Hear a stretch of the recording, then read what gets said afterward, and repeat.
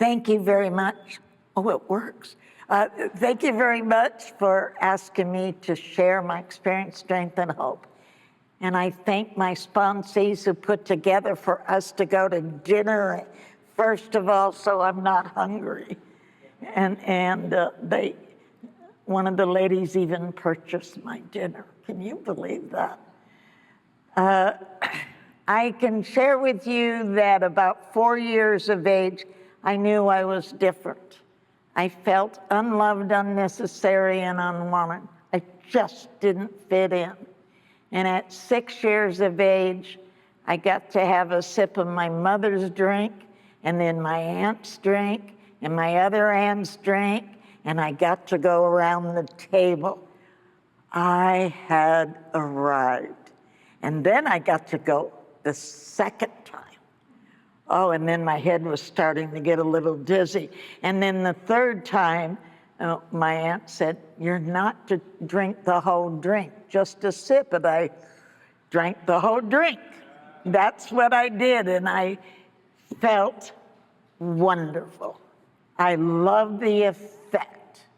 I loved how it tasted, and I had arrived. I no longer was shy. I was no longer afraid. I had courage. And then I'd go in the corner where they're all playing poker and pass out, and they thought, "Oh, how cute she is going to sleep." And I looked forward to every single weekend, but then what happens during the week? Well, I found where my mother kept her vodka and where the 7-7 was, and so I started taking that in the middle of the week. And then my mother said to whatever husband she was married to, "We're not gonna buy this brand anymore, it's too weak." And I thought, ooh, I'm adding too much water. So that's how it went. And I drank every weekend.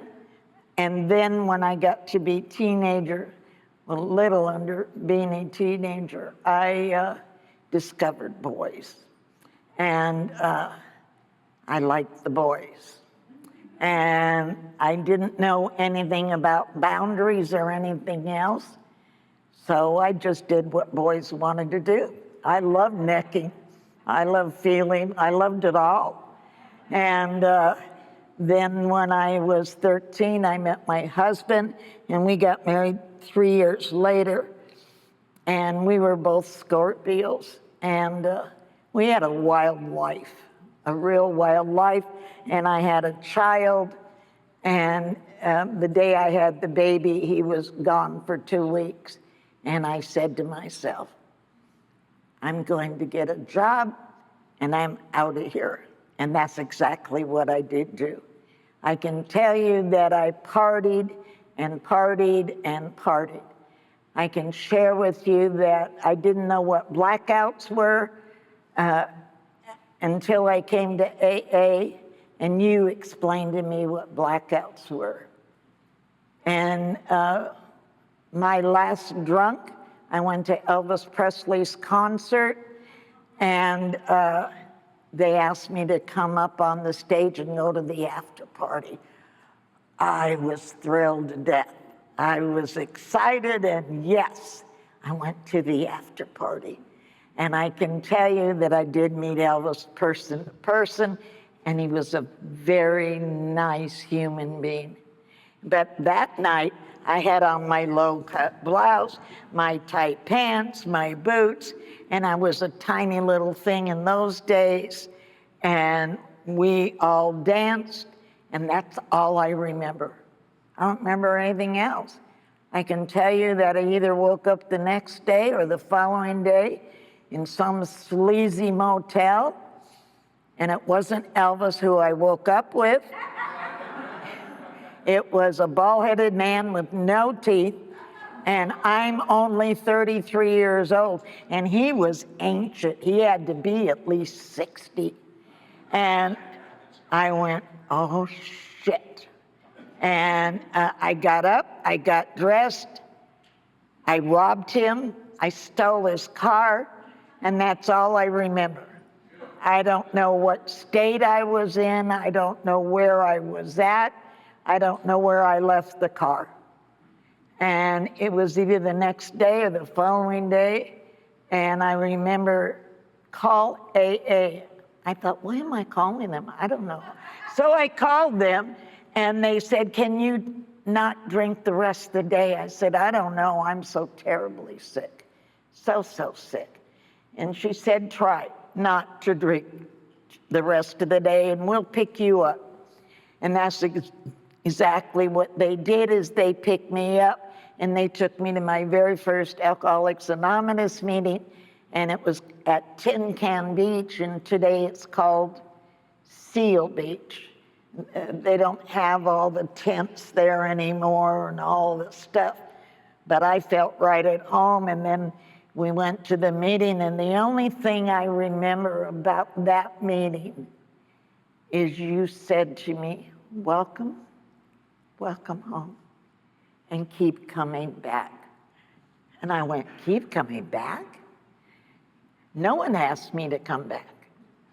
And I did.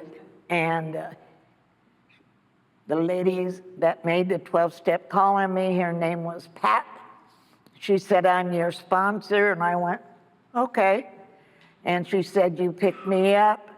We're going to a meeting. And that's what I did for 3 months.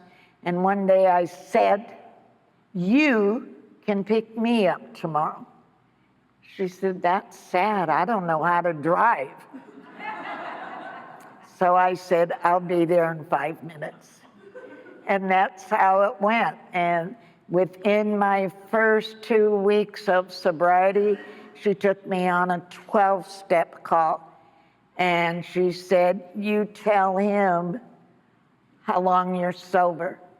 And I said, 7 days. He said, how are you doing? I said, it's a bitch. Oh. And she said, you don't talk in any of the meetings, you listen. You have nothing to offer anybody. That was okay with me, because I was scared to death anyway. So we went to meetings every single day. Within 2 weeks, I was writing. She said, your head's going on overload. Take out paper and pencil and write whatever you want to write. Whatever's here, put it on paper. And I did do that. And she said, did you write last night? I said, yes, I did. And she said, what did you write? I said, you're not going to like this at all. She said, read it to me. I hate you, Pat. I don't like this shit. I don't want to do this crap. It's a bunch of nonsense. And she said, very good, Rosemary, very good. And she said, you are to write every single night, at least 5 minutes. So I'd go to write and I'd say, end of 5 minutes. And about 4 days later, I wrote 15 minutes. And I said to her, I don't have to write the next 2 nights because I wrote for 15 minutes. She said, yes, you do. You still write. And within 6 months, she had taken me through the steps of Alcoholics Anonymous. And the first thing she started with was a doctor's opinion. And as we're going to meetings, she's reading a paragraph at a time. And we started out with the doctor's opinion, and she'd say, what did that say to you? I says, I'm not it. I'm not it. Okay, let's go to the next paragraph. Is that you? Oh, no. No, that's not me. So she read me the doctor's opinion, and we together decided maybe I kind of am an alcoholic, but I don't want to be. And that was okay. And I said to her, when do I get to drink? I really, really want a double shot. And all she said to me is, can you wait 5 minutes? Yes, I can wait 5 minutes. And that's what I did every single day. I waited 5 minutes. We'd get in the car, I'd go pick her up, and we're going by the bar, and my head's crazy. And I said, why don't we stop there and get a shot? She said, can you wait 5 minutes? Oh, okay. And that's what I did my first 5 years of sobriety. She took me to the prisons. She took me to the mental hospital. And I was looking at the meetings and I went, look at all these men. Mm-mm. I said, AA's pretty good. A lot of men are here. She said, yeah, we're the only women right now. Oh, I really like this. And so what happened is my first 5 years, my behavior was exactly as what it was when I was drinking. And then Pat said to me, why don't you just make a friend of him? I says, what do you say after you say hello? She says, just say, how are you? And shut up and listen. He'll do all the talking. And that's what I did. And that was my very first male friend. His name was John. And he was only a really good friend. I went, I didn't know men felt this way. I didn't know men did that. I had no clue. All I thought about was myself. So my behavior wasn't any different my first 5 years. In that first 5 years, I worked at a bank and I had a prestige job at the bank. And one of the customers said, I'm starting a business, would you come work for me? And I said, well, not unless I can be a partner. And we put it together, and so I flew up to Washington State and visited my father because he was so wise. He said, no, you can't go in business. You're not educated. You don't know anything about anything. No, you can't. I go to my AA meetings, and you said, go for it, Rosemary, go. You can do this. But I don't know how to do payroll. I don't know how to do this. She said, you'll figure it out. So because AA gave me all the moral support, I went with him and we started a business. I can tell you I had that business for 30 years. I can also say to you, a year and a half into that business, now it was just not myself and my old secretary, we hired another person. And then I got to hire another person. And then I started another company and I had 5 companies. And a year and a half into that company, I had to have back surgery. And I said, I don't want to take any pain pills. And the doctor said, oh, you think you're tough? I said, I don't want to get hooked. I'm scared to death. If you take prescriptions as prescribed, you'll be fine. And I said, Pat, I'm not so sure about this. She said, the doctor's the boss, you're not. And so it was, after I got out of the hospital, I want to say it was 1 every 4 hours or 1 every 6. And so I called her, said, I'm taking a pill. She said, has it been 4 hours? I said, no, it's 3.5. She said, you have to wait 4 hours. And that's what I did. I did exactly as I was told. So that's what happened there. And I think I had pain pills for 2 days, maybe 3. But I didn't want them anymore. They made me go to sleep. I didn't like that. And then I was put all my time in building the business, and we went to meetings, and she said, it's time for you to have a sponsee, but you gotta finish doing all the steps. So we did them within 6 months, and I wrote everything down I had ever done wrong, everything. I didn't miss a thing. And when it came time to read it, I was scared to give it to her because I really thought she wouldn't like me anymore. So I gave it to a man who was 35 years sober.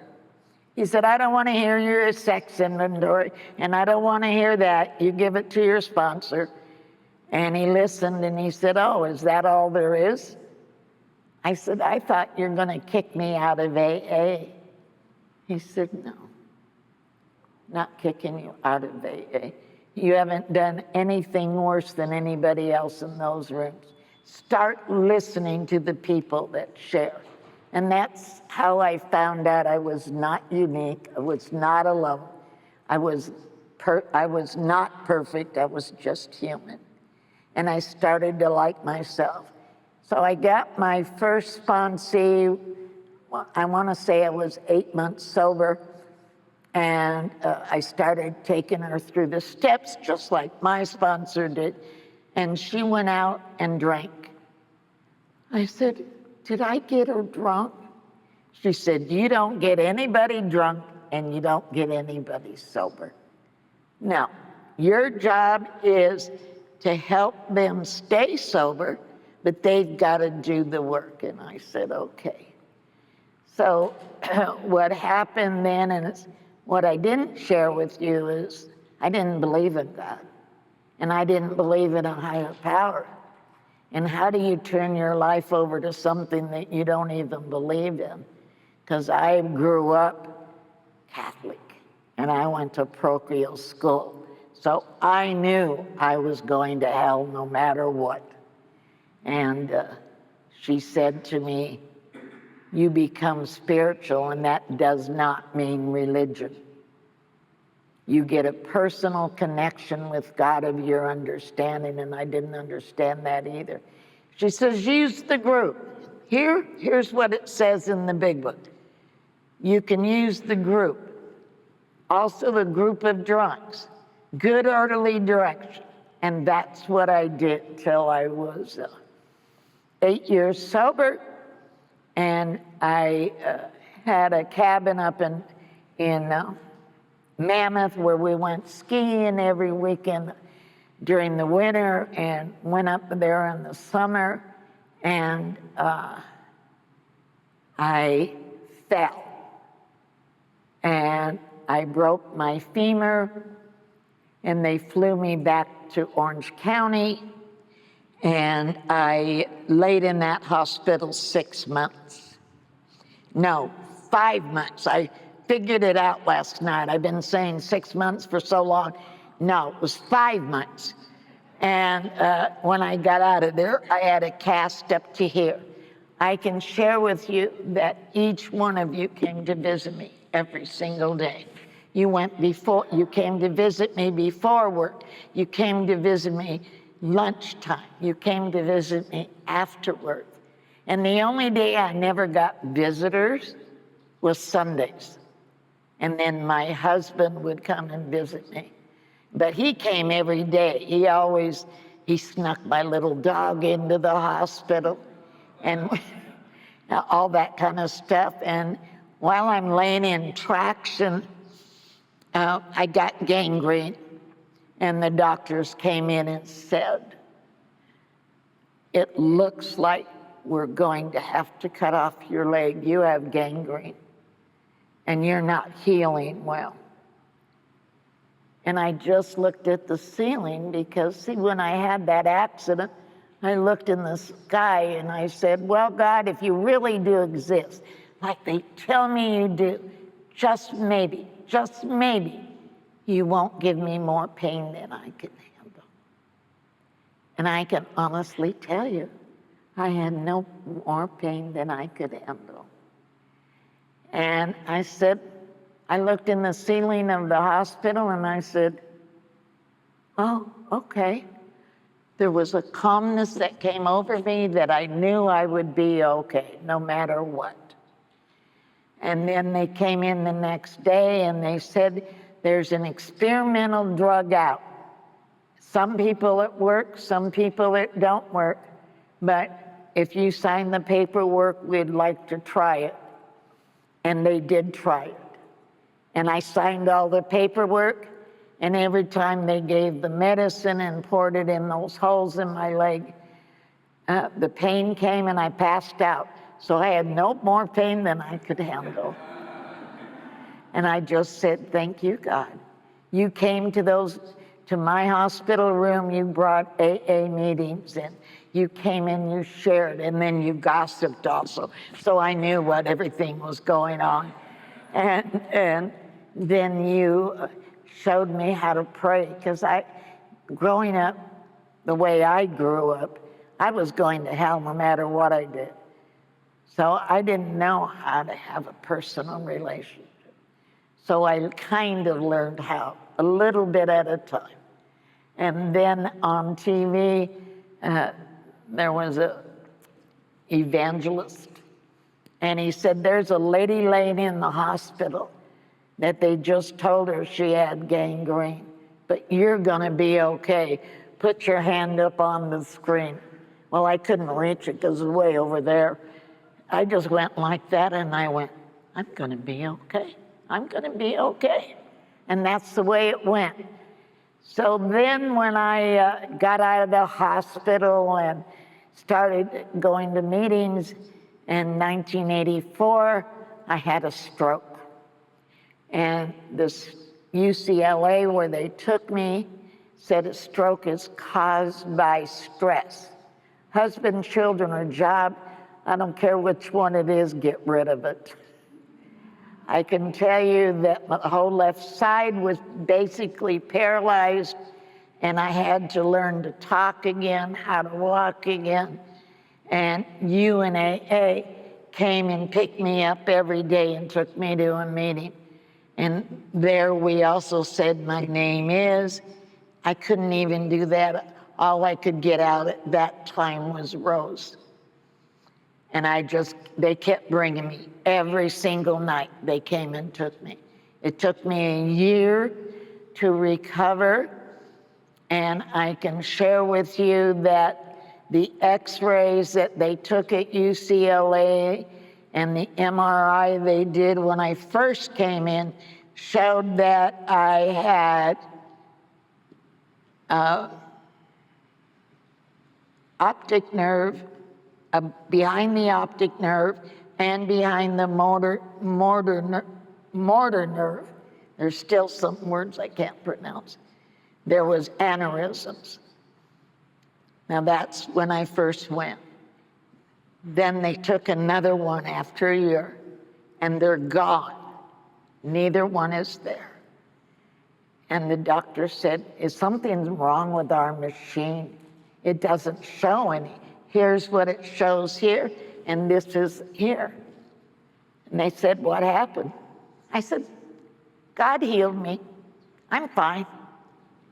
And that's what happened. Those are some of the miracles I got. I also had a daughter who they were growing marijuana plant, and I thought it was a weed. And Pat came over and she said, why are you growing marijuana? I said, I'm not growing no marijuana. She said, that's marijuana. I said, no, it's just a weed. She said, no, it's marijuana. What? So I got so mad, and I tore it all up, and I threw it in the trash. And when my children came home, who were teenagers, I said, you're grounded for a whole month. You are growing this weed, and you can't do that. That's against the law, and I'm not going to jail for you. I had no knowledge of drugs. A little more educated, but not a lot. And I can share with you that you all helped me. I had a 4-bedroom condo, so I had an extra bedroom. And this happened within 2 months of sobriety. My sponsor said, you have a vacant room, let her stay there for a while. And I did. And then she left, and pretty soon somebody else came. And pretty soon somebody else came. And then Arlene came, and she's still there and was still there. And my sponsor said, you know, she's been with you 2 years. Don't you think that's long enough? I said, well, she still doesn't have a job. She said, that's not your problem. So I had to make Arlene move, and then I got to have people in. So I've always had roommates up until now, basically. And I've always had a spare bedroom, and sometimes I rented rooms out, sometimes I just let you stay there. I can share with you that sobriety has been an adventure. So my businesses were still flourishing. I was doing pretty well. And then when I was 15 years sober, I said, I'm not going to meetings. Not going to do it. I'm tired of it. I've heard it all. And I'm sitting there with a gun, and I'm going to blow my brains out. And the phone rings, and it kept ringing, and it kept ringing. And I finally answered. I said, what do you want? I just had a feeling that you might be in trouble. I said, no, I'm not. I'm sitting here with a gun going to blow my brains out. She said, come on, we're going to have coffee. And I did, and it left. And what I learned from that, no matter how horrible I'm feeling, some way, somehow, if I tell you, then it goes away. I cannot afford any secrets. I can share with you that my sobriety has been lots of adventures. So when I was about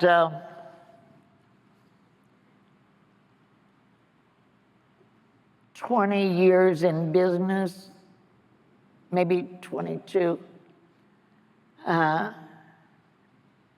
had an attorney and a CPA on my staff, and I switched God from being the higher power to my attorney. And I always asked legal stuffs, and I was teaching at the university for someone who barely finished high school. And but I always went to them, and they gave me answers that I wanted to hear. I can share with you that there was a deal, and I made $65,000 on that deal. And the voice said, no. And I looked right in the ceiling of my office, and I said, but God, I'm making $65,000. So what did I do? I had put money, property, and prestige first. That's what I did. I can tell you within 6 months, I was running from the FBI. I ran from the FBI for 5 years. And I ran to Nevada, because they're not going to find me in Nevada. I put the electric in my name. Within 2 weeks, marshals show up. Are you Rosemary? Yes. Can we come in? I said, do you have a warrant? Yes. Okay. And I let him in. I said, I'm still getting dressed. Well, we have to watch you. I said, well, enjoy yourself. And so we sat at the table, and they talked. And I said, am I really under arrest? Yes. Okay, now what? And so they took me to the marshal's office, but on the way they were going to take me to the jail. And they said, you're too nice to be in jail. We're taking you to the marshal. Unfortunately, that was Nevada Day. Nevada Day is my birthday. The judge probably won't even come in till Monday, so you'll be here all weekend. I went, okay. Well, the judge happened to come in at 4, and they let me out on my own OR. And they said I had to go to California in a month before another judge, federal judge. So I said, then I've been going back to AA meetings. And I said, well, I'm going to go to court now. I don't know what's going to happen. And you all just said, hang in there. Just hang in there. You'll be okay. Hang in there. Oh, okay. And I went before the judge in California, and the people I had harmed, all 12 of them, were sitting there to watch me get sentenced. And the judge said, you know, I can give you 60 years. And I looked at her and I said, you're the judge. Do you have anything to say to those people? And I looked each one in the eye and apologized for my behavior, for harming them, for hurting them, not thinking of anyone else but myself. And she said, I'm not the least bit impressed by your amends. And she said, you know, I can give you 60 years. I said, you're the judge. Well, the federal has rules. Depending what your crime is, the rule says what your sentence is. So she gave me 6 years, but 3 years in prison and 3 years probation, not 60 years. So I had to report a month later to Arizona, where I'm going to serve my sentence. And I took the bus to Arizona, and I reported in, and they gave me a bunk, and I had to be on the top bunk. Well, my legs are a little short, so it's pretty hard to get up, but the girl wasn't going to give up the bottom bunk. So that's where I was, and I had to learn where everything was. You have cafeteria, I was in a federal prison where they had a yard where you could walk. They had a place where you exercised. They had a room where music was. They had a room for TV, almost as big as this. They had a room for ceramics. They had a laundry room, all that. And I'm walking around the second day I'm there, and I look in the sky, because we're not in cells with guards with guns. We're like in an open area, and we have a half wall, and then there's our beds. And I looked in the sky and I said, God, I can't do this. I just can't do this. I'm going to leave. And the voice, as loud as could be, said, you want 5 more years added to your sentence? Go ahead and leave. No. And I started crying and crying. And I went to my bed and I cried myself to sleep. And the next morning I woke up and the voice said, go find another alcoholic. There's no alcoholics in prison. I'm the only one. Within a couple hours, I met a lady from Las Vegas, and she was talking to me about her stuff. I said, you're an alcoholic. And then somebody else, you're an alcoholic, just like me. Do they have AA meetings here? Oh, no. I said, I'm going to ask the warden, and that's what I did. And the wardens, I said, I want AA books, 12 and 12, and pamphlets. And they arrived within 30 days. And we had our very first AA meeting. And by then I had told 4 or 5 people there were alcoholics, and they came. And I can share with you that when you're in federal prison, you work and you make 15 cents an hour, And at 15 cents an hour, gets you to buy stuff at the commissary or whatever. And my job was in the electrical part, where you pass out electrical tools to the other inmates who did jobs. So what is this? And I had him get me a board so I could outline the names, and I put them, and I'd put the name, and then different people would come in and they had to sign for the tool, and then they had to bring it back. And I couldn't leave till all the tools were back. But that was my job. And so we started having AA, and I said, can we have a book study meeting? She said, the warden said, you can have one meeting a week. Well, can we meet outside of the meeting room, as long as there's not more than 4? Well, they have picnic benches out where we were that were round, and it had 4 things. So there's one there, one there, one there, and one there. And so we filled them up. I said, today we're going to read the doctor's opinion. We're going to do a paragraph at a time. And that's what we did.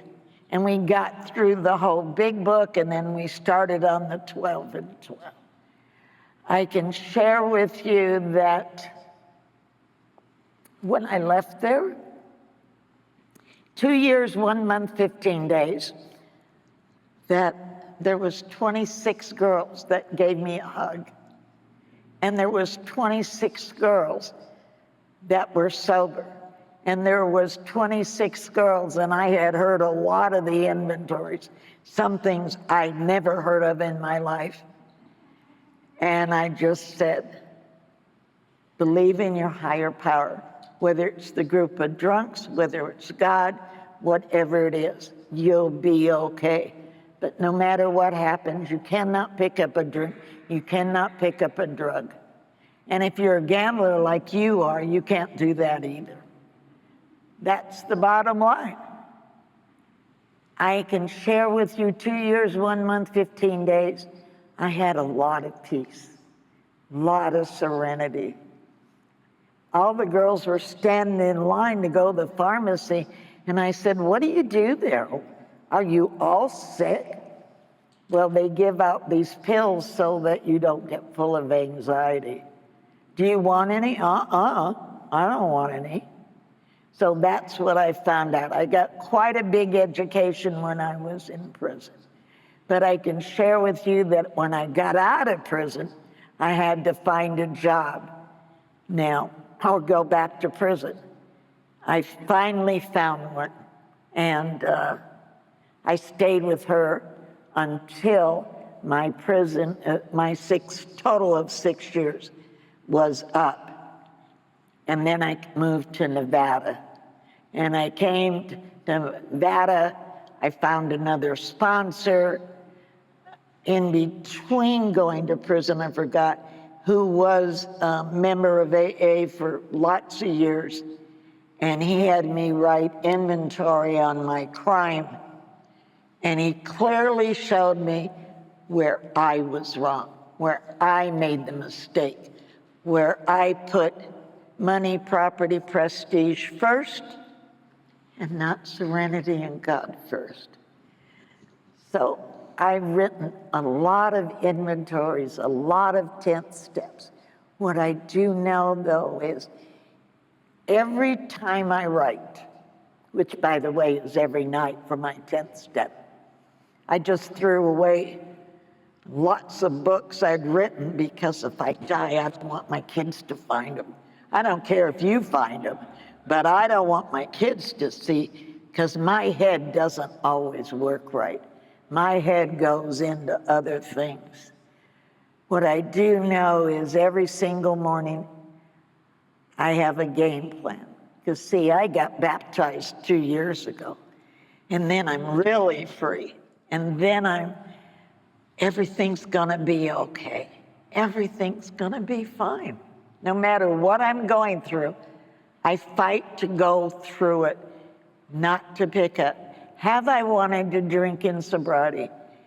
Periodically in the beginning years yet.